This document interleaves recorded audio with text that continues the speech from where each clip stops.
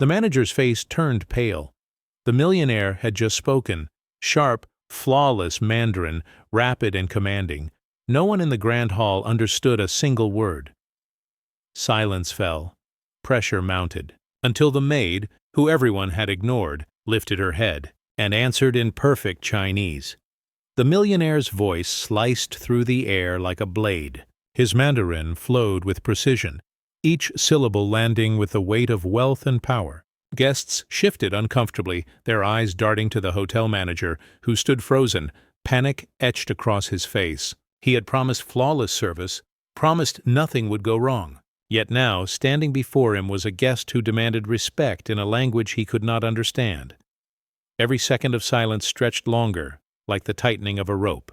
The millionaire's brows furrowed. The room seemed to shrink, suffocated by embarrassment.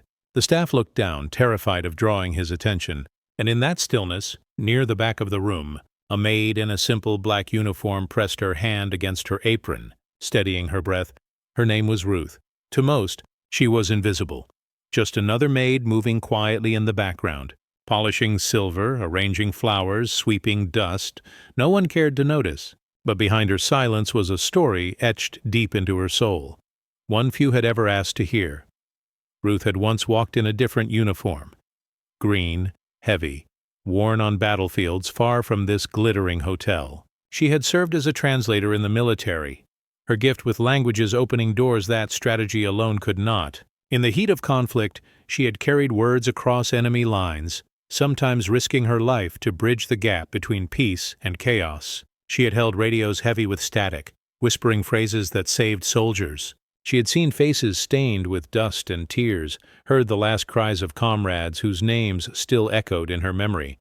But when she returned home, the medals meant little. Employers saw only her skin, her accent, her place.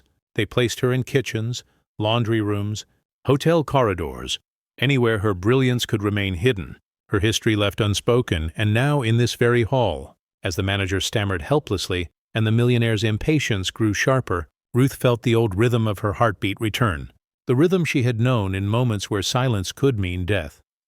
The guests whispered, eyes locked on the millionaire. No one moved to help. Even the manager, drenched in sweat, looked ready to collapse. Then Ruth stepped forward. Not rushed, not loud, calm, steady, silent dignity carrying her every step. She looked not at the manager, not at the crowd, but straight into the eyes of the millionaire. And when she opened her mouth, her words poured out in flawless Mandarin, smooth, respectful, powerful. The hall froze. The manager's jaw fell open. The millionaire blinked, stunned, then leaned in as if he could not believe what he had heard. Her voice did not tremble. She translated the manager's promises, clarified his intent, and addressed the concerns with precision. She gave respect where respect was due, but she offered none of the fear the others carried. And in that moment, power shifted. The millionaire's face softened, his stern posture eased, and slowly a smile crept across his face. He nodded, not at the trembling manager, but at Ruth, the maid who had answered him with the same fluency, the same confidence he used to command boardrooms across the globe. A hush lingered over the hall. Then, quietly but clearly, Ruth spoke a line that would never leave those who heard it. Dignity is not given by wealth. It is carried by silence until the world finally listens. The millionaire rose, gave a respectful bow toward her, and for the first time that night, the room erupted in applause, not for the manager, not for the hotel, but for the unseen hero who had revealed her strength. And though Ruth simply returned to her corner, her presence filled the room with a gravity none could ignore. True power, she had once told a fellow soldier, is the ability to stay silent until silence speaks louder than gold. That night, silence had won. Respect does not always wear a suit, nor does it always stand at the front of the room. Sometimes it hides in plain sight, in the quiet strength of those the world overlooks. Ruth's story is a reminder that silent heroes walk among us every day, carrying battles no one sees, speaking languages no one expects.